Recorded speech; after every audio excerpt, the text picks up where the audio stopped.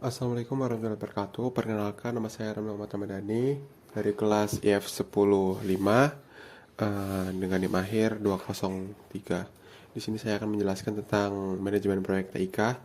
Yang pertama itu ada manajemen proyek TIK. Manajemen proyek TIK adalah penerapan prinsip-prinsip manajemen proyek untuk perencanaan, pelaksanaan, dan pengawasan proyek yang berkaitan dengan teknologi informasi dan komunikasi. Ini mencakup pengelolaan sumber daya, waktu, biaya, personil, pemecahan masalah teknis, serta penyelesaian proyek TIK seperti pengembangan perangkat lunak, infrastruktur IT, atau implementasi sistem baru.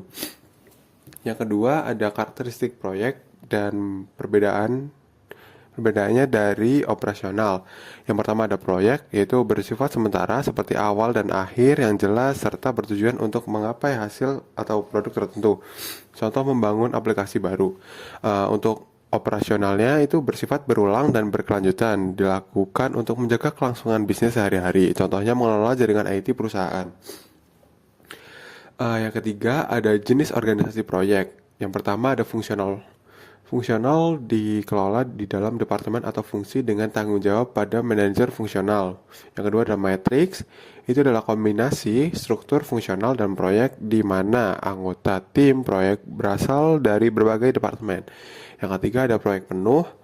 Itu adalah struktur organisasi di mana seluruh sumber daya dan personel diatur berdasarkan proyek dan manajer proyek memiliki otoritas penuh.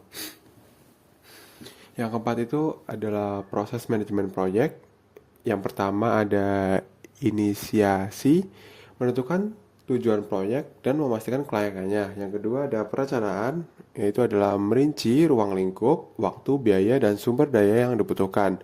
Yang ketiga ada pelaksanaan, mengkoordinasikan orang dan sumber daya untuk menjalankan rencananya. Yang keempat itu ada pengawasan, yaitu memantau kemajuan dan kinerja proyek untuk memastikan proyek sesuai rencana. Yang kelima ada penutupan, yaitu adalah menyelesaikan proyek secara resmi setelah tujuan tercapai. Yang kelima adalah sertifikasi yang bisa diambil. Untuk sertifikasi pertama itu adalah PNP atau Project Management Profesional. Itu adalah sertifikasi yang dikeluarkan oleh PMI, diakui secara global. Yang kedua adalah CAPM, itu adalah Certified Associate in Project Management. Itu untuk manajer proyek junior. Yang ketiga ada Prince 2, itu adalah Project in Controlled Environment.